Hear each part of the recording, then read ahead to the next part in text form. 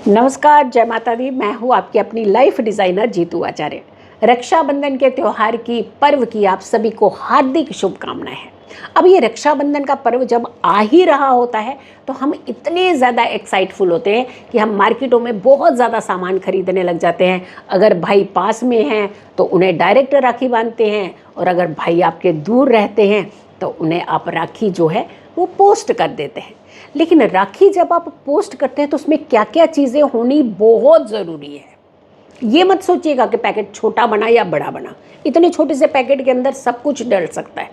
अब क्या चीज़ें डालनी है, प्लस जो भाई बहन दूर हैं उनको ये फील नहीं होना चाहिए कि हाय सभी तो अपने बहनों के साथ इतना अच्छे से इस पर्व को मना रहे हैं, सारे भाई बहनों के पास में हैं, सारी बहनें भाइयों के पास में, हम तो ये कर ही नहीं पा रहे, हमने तो सिर्फ पोस्ट ही कर दिया। आपके लिए एक खास विधि विधान है, एक ऐसा तरीका है जिससे आपका पर्व ऐसे लगेगा कि हमने पूरा दिन पर्व सेलिब्रेट किया है। और सबसे अच्छी बात है, एक ऐसी एनर्जी आप लोगों के रिश्ते को मिलेगी जिससे आप लोगों के जीवन के अंदर एक नई खुशियाँ भी आएंगी और ये रिश्ता भी जानदार बन जाएगा। तो आपने सबसे पहले क्या क्या डालना शुरू करना है, चलिए लिस्ट शुरू करते हैं कि आपने पैकेट के अंदर क्या क्या चीज़ें होनी ही चाहिए। इसके बिना अपने पैकेट को पोस्ट नहीं करना है। तो चलिए शुरुआत कर देते हैं। सबसे पहले तो जो आप पैकेट के अंदर, एनवलप के अंदर जो आप राखी भेजने वाले हैं उसमें आपने क्या क्या चीज़ें डालनी है। जो बेसिक चीज़ें क्या होती हैं, बेसिक चीज़ होती है सबसे पहले तिलक, और साथ के साथ जो हाथ में बांधने वाली डोरी। तो डोरी, रेशम की डोरी, आपने गाना भी सुना होगा, तो डोरी सबसे पहले डाली जाती है।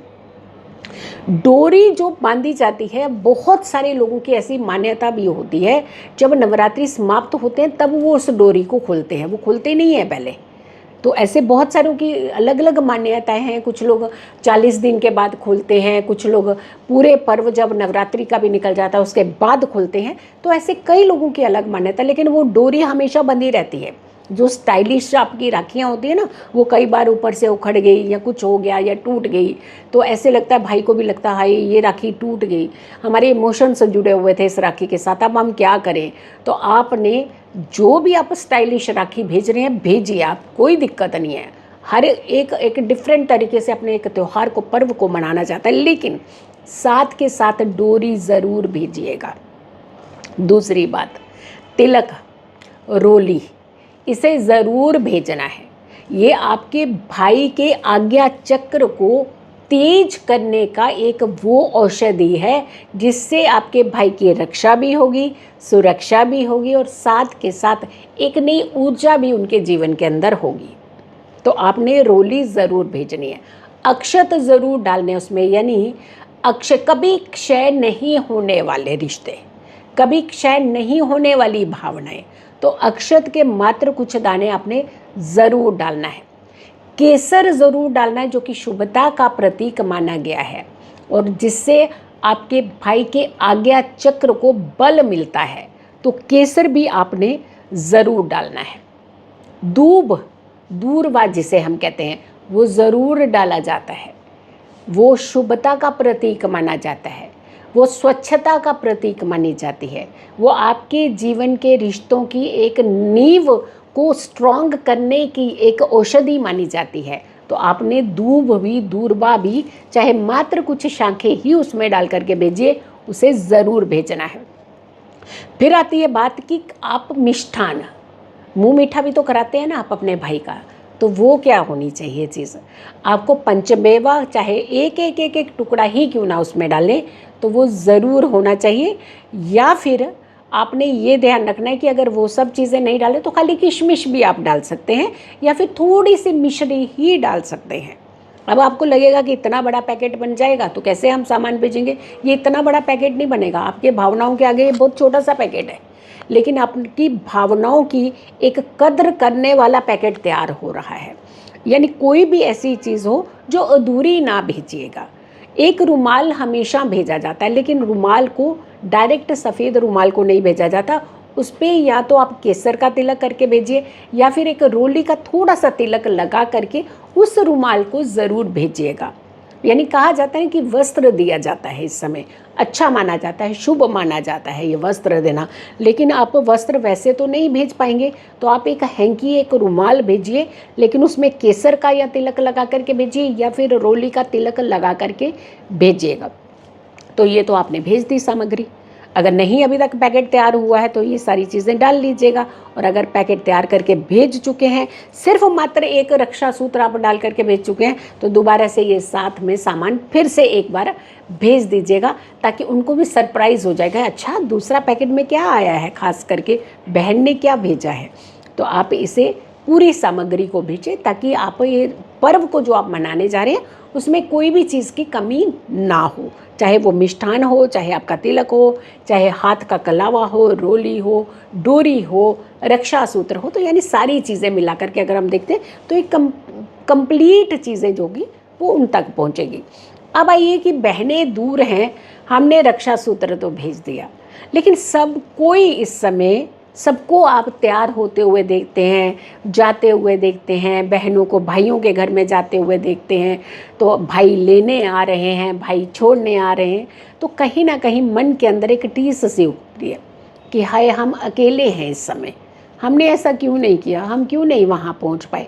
कई बार अवस्थाएं नहीं पहुँचने देती हैं, होता है कई बार कोई ऐसा वर्किंग का एटमॉस्फेयर होता है, कई बार कुछ घर की समस्याएं होती हैं, निजी जीवन है, कई सारी समस्याएं चलती हैं, लेकिन आपने मन को बिल्कुल ख़राब नहीं करना है, क्योंकि इतना प्यारा पर्व है, हम नहीं चाहते कि आपका मन किसी भी तरीके से ख़राब हो। तो सबसे पहले आपने क्या करना है, आपने पहला रक्षा सूत्र, भाई तक तो रक्षा सूत्र पहुंच गया, लेकिन वो और ज़्यादा एनर्जी, कौन सी ऐसी एनर्जी है जो आप अपने भाई तक पहुंचाना चाहते हैं।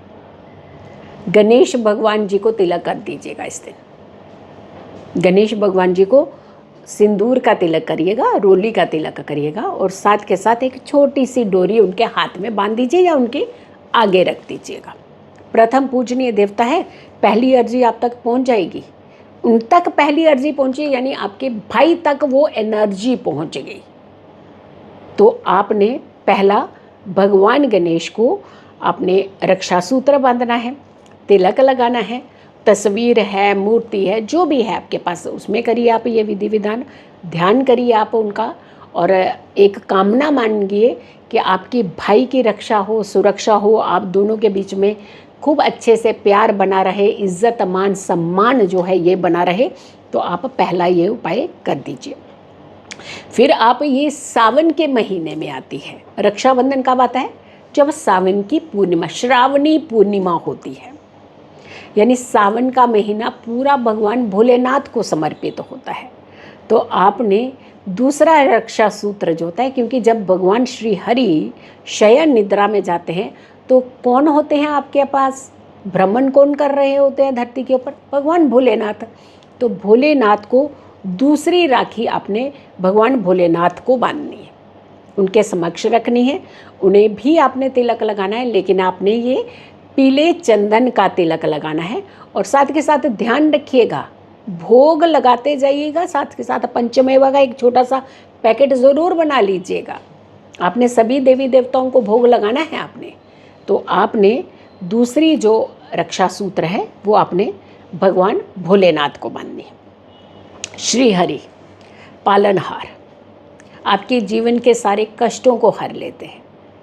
तो आपने तीसरी राखी जो बांधनी है, आपने अपने घर के जो लड्डू गोपाल है ना, जो आप अपने घर में बड़े प्यार से रखते हैं, श्री कृष्ण को आपने राखी बांधनी है। और ये राखी कोशिश करिएगा कि अगर के आपको जैसे मोर पंख का कलर होता है ना, ब्लू कलर, और उस कलर की अगर आपको राखी मिलती है तो बहुत अच्छा है, बहुत उत्तम मानी जाती है।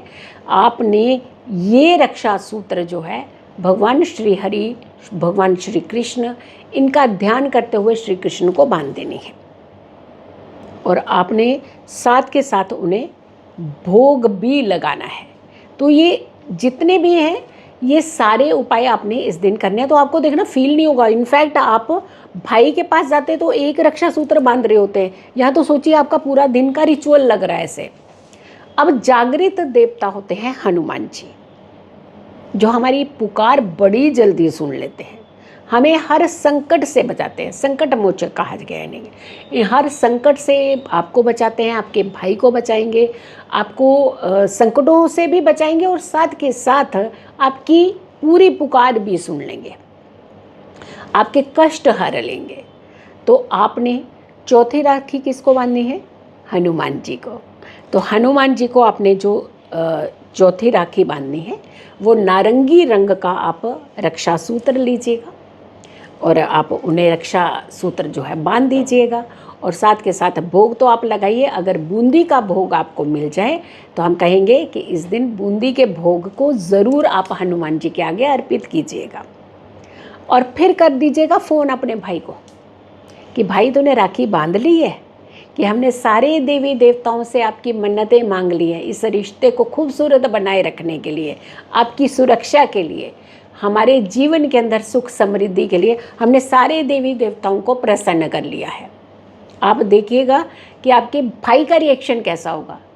आप भी प्रसन्न, आपका भाई भी प्रसन्न, आपके रिश्तों के अंदर एक नई ऊर्जा, नई जान।